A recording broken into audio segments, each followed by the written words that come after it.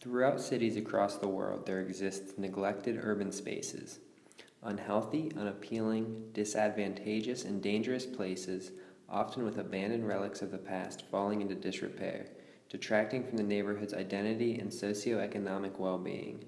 These spaces exist, however, with a unique potential: the ability to gather people in a place which has concrete physical ties to the history and identity of the community. To fully achieve this potential, the space must be reimagined, avoiding a common pitfall to which public spaces often succumb. Design focused solely on the idea of amenity, leading to places and activities based on predictable rationality and productivity. If amenity is wholly forecasted by the designers of the space, then people's choice, in the broadest terms, is abolished in favor of a prescriptive environment where people react to a series of embedded clues rather than experimenting, inventing, and exploring on their own. Instead, a balance between prescriptivity and a more free-flowing sense of play must be obtained.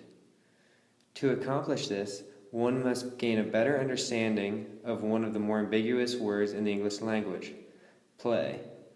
Roger Caillois, French writer and leading play theorist, defines play as any activity which contains these 6 qualities: is free or non-obligatory, is separate, circumscribed within limits of space and time defined and fixed in advance, is uncertain, the course of which cannot be determined, and some latitude for innovations being left to the player's initiative, is unproductive, creating neither goods nor wealth nor new elements of any kind except for their own sake, is governed by rules, and is make-believe, accompanied by a special awareness of a second reality or of a free unreality as against real life.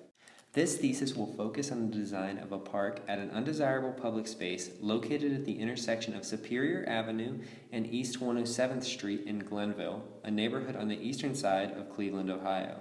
By focusing the design around the concept of play, an untapped potential will emerge, encouraging people and in turn cities to be healthier psychologically, physiologically, and sociologically.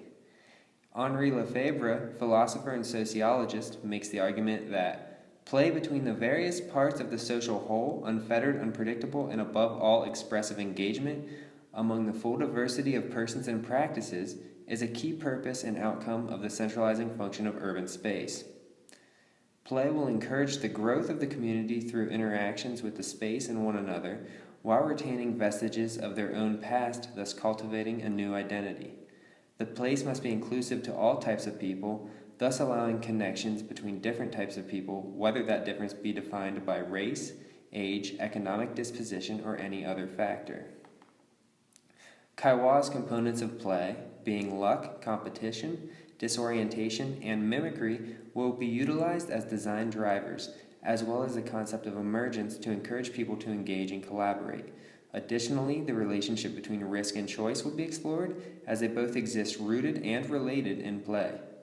Finally, a variety of activities, from highly prescriptive to wholly spontaneous and unpredictable, will be planned for, encouraged, or allowed in the space.